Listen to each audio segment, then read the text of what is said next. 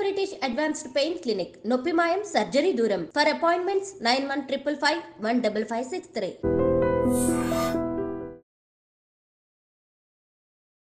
Hi hello నమస్తే welcome back to iDream media. ఈరోజు మనతో ఉన్నారు సర్టిఫైడ్ ఫైనాన్షియల్ ప్లానర్ అయిన సుభాష్ బాబు గారు. So right now market updates గురించి తెలుసుకుందాం. నమస్కారం సార్. నమస్కారం అండి. Sir right now market Sensex వచ్చేసి 1420 పాయింట్ల రైస్తో 79,927 దగ్గర ఉంది. నిఫ్టీ వచ్చేసి 433 పాయింట్ల రైస్తో 24,176 పాయింట్ల దగ్గర అయితే ఉండడం జరిగింది. సో రైట్ నో మార్కెట్ ఈ విధంగా ఉంది. అయితే లాస్ట్ వీక్తో పోలిస్తే మార్కెట్ రైజ్ అవుతూ ఉంది. అసలు సెక్టార్స్ ఏ విధంగా వర్క్ అవుతున్నాయి, ఏ సెక్టర్ ఏ విధంగా వర్క్ అవుతుంది కాస్త చెప్తారా? షూర్ అండి. ఇది సంక్రాంతి పండుగ సీజన్ ఇది. సో డెఫినెట్గా మంచి న్యూస్ వస్తుంది మనం హోప్ చేయొచ్చు. కానీ చాలా చిన్న మంచి న్యూస్ ఇది. ఎందుకంటే మనం లాస్ట్ అక్టోబర్ నుంచి మన మార్కెట్స్ చాలా అప్ డౌన్ మూవ్మెంట్ అవుతున్నాయి. ఇక్కడ డౌన్ ఎక్కువ అప్ తక్కువ అవుతుంది. దానికి కారణాలంటే ఎఫ్ఐఎస్ టిపికల్గా ఇయర్ ఎండ్లో వాళ్ళు మన ఇండియా నుంచి వాళ్ళు ఎక్కడి నుంచి గ్లోబల్ ఇన్వెస్ట్మెంట్స్ వాళ్ళు ఇన్వెస్ట్మెంట్ చేసి వెనక్కి తీసుకెళ్ళిపోయి మళ్ళీ ఫ్రెష్గా ఇన్వెస్ట్మెంట్ చేస్తారు కొత్త క్యాలెండర్ కొత్త జనవరి మంత్ నుంచి. అది అయినా కూడా మన డొమెస్టిక్ ఇన్వెస్టర్స్ మనని సపోర్ట్ చేయడంతో మన మార్కెట్స్ అంతా షేకప్ అవ్వలేదు. లేదా ఇంకా చాలా ఎక్కువ షేకప్ అయిపోయి ఉండొచ్చు యాక్చువల్గా చెప్పాలి అంటే. సరే ఓకే, డిసెంబర్ మనం దాటేసాం, బాగానే ఉంది. డిసెంబర్ మంత్లో మన కార్పొరేట్ పెర్ఫార్మెన్స్ కానీ మన ఓవరాల్ మార్కెట్లో ఉండే ఇండికేటర్స్ కూడా కొంచెం పాజిటివ్గా కనిపిస్తాం మనకి ఇప్పుడు. అది ముఖ్యంగా ఆటోమొబైల్ సెక్టర్లో కార్ సేల్స్ డిసెంబర్లో మంచి సేల్స్ రికార్డ్ అయ్యాయని న్యూస్ వస్తుంది. సో దాన్ని బట్టి ఆటోమొబైల్ సెక్టర్లో ఉన్న స్టాక్స్ బాగానే ర్యాలీ అవుతున్నాయి. అలాగే ఫైనాన్షియల్ సెక్టర్ బ్యాంకింగ్ కానీ లేకపోతే మిగతా ఎన్బిఎఫ్సి ఫైనాన్షియల్ సెక్టర్లో కూడా అది రిటర్న్స్ బాగుంది, పెర్ఫార్మెన్స్ బాగుంది. డిసెంబర్ పెర్ఫార్మెన్స్ బాగుండొచ్చు అని కొన్ని చోట్ల బాగుంది అని హోప్ఫుల్గా ఉంది, ఆప్టిమిజం ఉంది. కాబట్టి అన్ని ర్యాలీ బాగుంది యాక్చువల్గా ఇది. కానీ హ్యావింగ్ సెడ్ దాట్ ఈ 1%, 1.5% గ్రోత్ చూసి మనం అప్పుడే మనం పండగ చేసుకోకూడదు. ఇది సస్టైన్ అవ్వాలి ఈ గ్రోత్ ర్యాలీ అన్నది. అది సస్టైన్ అవుతుందా అంటే అది చెప్పడం కష్టం. ఎన్ని రోజులు ఇలా ఇది ఈ గ్రోత్ ఉంటుందా అని. అంటే సైడ్ వేస్ మూమెంట్ అవుతుంది మార్కెట్, కొంచెం ఎదిగి కొంచెం పడిపోయి అలా మూవ్ అవుతుంది. Not a factor to worry about Indian సెక్టర్లో. సో ఇలా అనుకుని మనం ఎప్పుడు 20th January is not far away. We're only about maybe 3 weeks away from 20th January. It's a landmark date మనకి ఇండియాకి యూఎస్కి కూడా, ముఖ్య యూఎస్కి ఎక్కువ మనకి తక్కువను. Trump will take over as US president.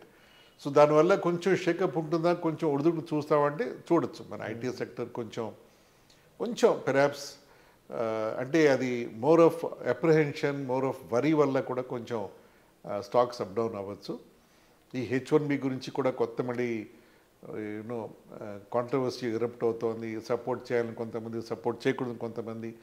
Long టర్మ్లో సపోర్ట్ చేయకుండా ఉండలేరు. ఎందుకంటే వాళ్ళ ఎకానమీలో మన వాళ్ళు చాలా స్ట్రాంగ్గా వాళ్ళు పాతుకుపోయి వాళ్ళ కాంట్రిబ్యూషన్ కూడా చాలా బాగా చేశారు. కాబట్టి ఎదురు వాళ్ళు వచ్చారు వెళ్ళిపోండి అని చెప్పి పంపించేసే పరిస్థితి ఉండదు మన ఇండియన్ అమెరికన్స్కి అక్కడ.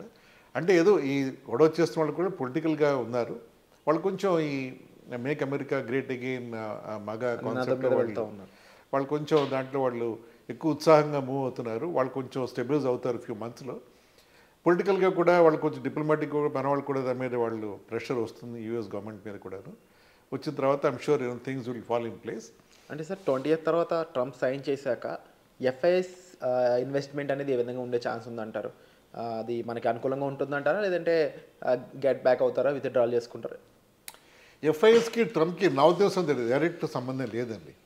ఎఫ్ఐఎస్ బిజినెస్ వాళ్ళు చూసేది between India and China, other emerging ఎకానమీస్లో ఎక్కడ రిటర్న్స్ ఎక్కువ వస్తే వాళ్ళు అక్కడ ఇన్వెస్ట్ చేస్తారు.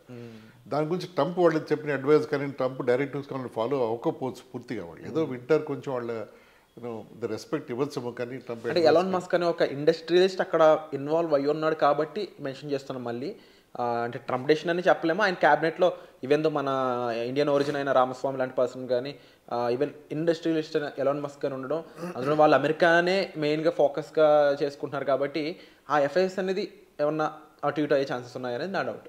అది ఇమీడియట్ టర్మ్లో అది నా ఉద్దేశంలో అది రియాలిటీ అవ్వదు. ఓవర్ లాంగ్ టర్మ్ మేబీ ఒక 4-5 ఏళ్ళు అమెరికాలో ఎకానమీ బాగా మళ్ళీ ట్రాక్కి వచ్చి వాళ్ళ గ్రోత్ బాగా కనిపించినప్పుడు ఇన్వెస్ట్మెంట్ చేస్తే రిటర్న్స్ రావాలి ఎఫ్ఐఎస్కి. వాళ్ళు they are answerable to their investors కదా ఎఫ్ఐఎస్. వాళ్ళు వచ్చిన డబ్బును వాళ్ళు గ్రో చేసి వాళ్ళు ఇన్వెస్టర్స్ డబ్బు వాళ్ళ డబ్బు అందరికీ వాళ్ళు ఇవ్వాలి. సో ప్రస్తుతానికి అయితే ఐటీ రంగం బలపడే విధంగా తప్ప ఎక్కడ మైనస్ అయితే లేదంటారు. ఎస్ అండి, మైనస్ అయితే కనపడదు. మరీ గ్రేట్ ప్లస్ కూడా ఎక్స్పెక్ట్ చేయట్లేదు నేను. అట్లీస్ట్ ఈ లెవెల్లో ఉండే ఒక 5-10% గ్రో అనేది చాలు మనం. I think I'm sure that days are coming very soon అనిపిస్తుంది. అండ్ డెఫినెట్లీ ఆటోమొబైల్ కూడా పెరుగుతుందని చెప్పి మీరు చెప్తా ఉన్నారు. Yes, automobile. ఇక బ్యాంకింగ్ అండ్ మరి ఫార్మా ఈ రంగాలు ఏ విధంగా ఉంటాయంటారు? బ్యాంకింగ్, ఫైనాన్షియల్ సర్వీసెస్ బాగా చేస్తాం అది ఇప్పుడు. అది కూడా గ్రోత్ బాగా కనిపిస్తుంది. ఫార్మా అంటారా కొంచెం లాస్ట్ డౌన్లో ఉంది. అది ఈ ఏడాది hopefully that should come back. So కొన్ని సెక్టర్స్ అప్ డౌన్ కామన్గా ఉంటాయి ఒక మిక్స్డ్ బ్యాగ్లో ఉన్నప్పుడు. I'm sure it's going to be positive for Indian economy. So 2025 will be I think definitely good year for Indian economy and Indian state of economy. Hopefully sir, and తప్పకుండా పాజిటివ్గా ఉండాలని అందరం కోరుకుంటున్నాము. But at the same time situations ఏ విధంగా ఉంటాయి and కొన్ని events కూడా ఉన్నాయి ఫైనాన్షియల్గా కానీ.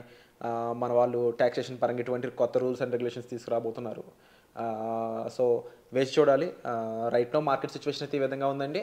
అండ్ సుభాష్ బాబు గారు చెప్పిన ఈ అంశాలలో మీకు ఏదైతే కొంచెం ఇంకా డౌట్స్ ఉన్నాయి, లేదు దీని మీద ఇంకొంచెం ఎక్స్ప్లెనేషన్ కావాలనుకుంటున్నారు, ఇంకా అవేర్నెస్ తెలియాలనుకుంటున్నారు, మీరు తప్పకుండా వీటన్నిటి గురించి కామెంట్ సెక్షన్లో స్పెసిఫిక్గా మెన్షన్ చేసినట్లయితే ఇన్ నియర్ ఫ్యూచర్ ఎక్కువ ఎపిసోడ్స్ వీటి మీద తీసుకురావడానికి మేము ట్రై చేస్తాం 100%. అండ్ ఇంకా స్పెసిఫిక్గా ఏదైనా విషయంపై మరింత గైడెన్స్ కావాలనుకున్నట్లయితే డిస్ప్లే అవుతున్న నెంబర్స్ కాల్ చేయడం ద్వారా మీరు సార్తో డైరెక్ట్గా మాట్లాడే అవకాశాన్ని అయితే పొందుతారు.